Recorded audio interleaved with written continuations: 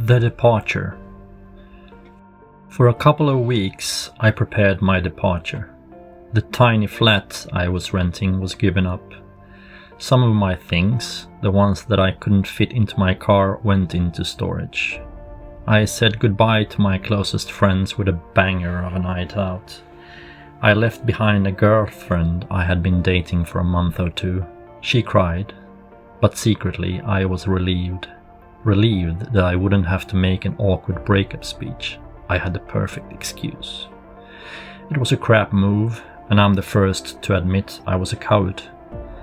That wasn't the only time it happened either. As a product of a fucked up childhood, I hated conflict. I did everything I could to avoid it. Leaving Sweden was, in many ways, just another escape. A way for me to walk away from conflict. A way to leave behind my mess and convince myself that the grass would be greener on the other side. But what I didn't understand back then was that much of the shit I was leaving behind was shit that I had created. That crappy little flat, it was crappy because I never saved money or planned ahead. At 26, I had plenty of time to put something aside for a deposit, to own something, but I hadn't. The job I was leaving had become a problem because I chose that path. I chose those people. All of it, the instability, the restlessness, were outcomes of choices I had made. And so going to Spain wasn't an escape from anything, except from myself. And you can't outrun yourself. But sometimes life or the universe has other plans. Even if it wasn't all sunshine and tapas, even if it wasn't always smooth, moving to Spain would become the best decision I ever made. It was a sunny day in early April, around the year 2000. I packed my little golden yellow Fiat to the brim. Yes, I had chosen that color. Somehow I thought it was a good idea.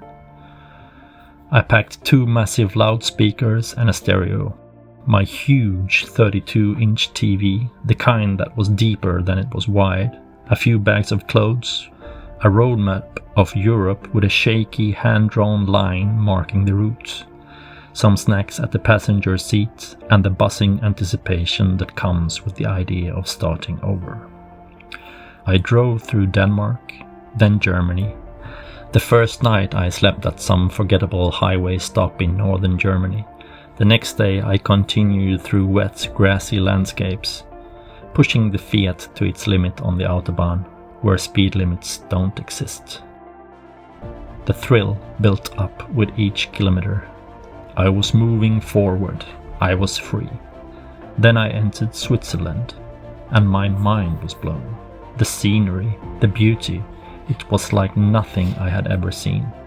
Green fields stretched into sparkling lakes, tiny villages with wooden facades and pitched roofs sat on the base of rising forests.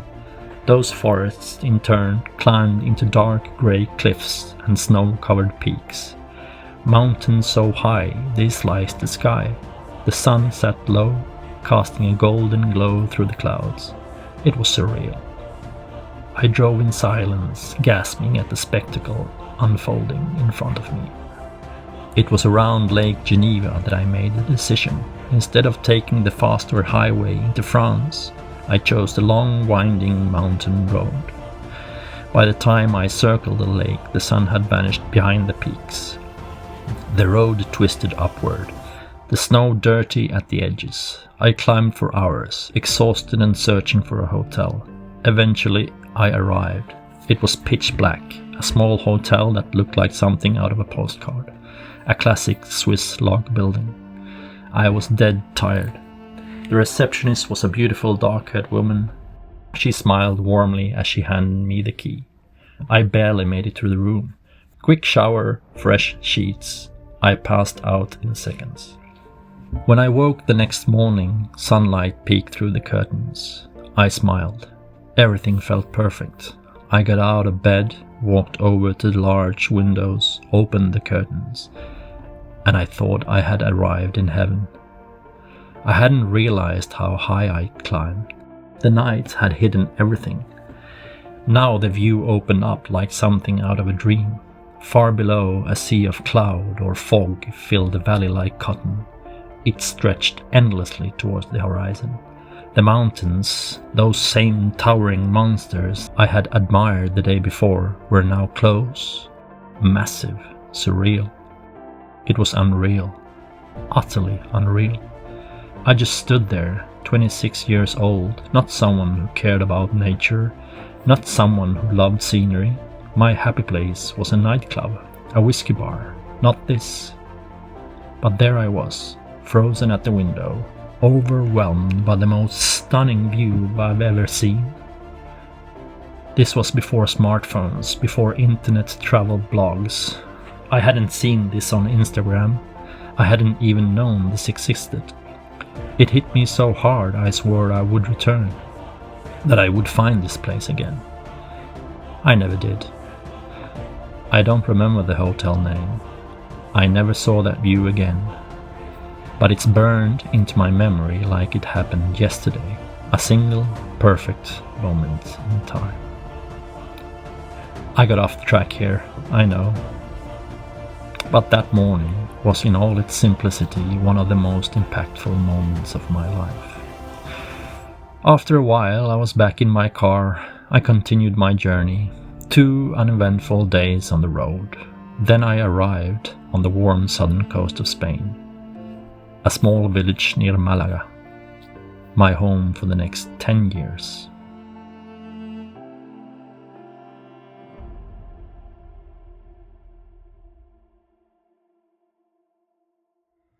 Hi, if this story meant something to you, if it helped pass the time or just made you feel a little less alone, consider subscribing. It helps more than you think. You're also welcome to share it or take a look at one of the books I've written. They carry many of the same themes: life, struggle, the search for meaning. I'll keep posting as long as I can. And yes, some episodes might be rough around the edges, the sound, the pacing, even the voice, but that's the point. I'm not aiming for perfection, just honesty. Life's not polished, neither is this. Take care of yourselves, and if you're doing fine, look around. Someone near you might need a little care. Thanks for listening and for being here.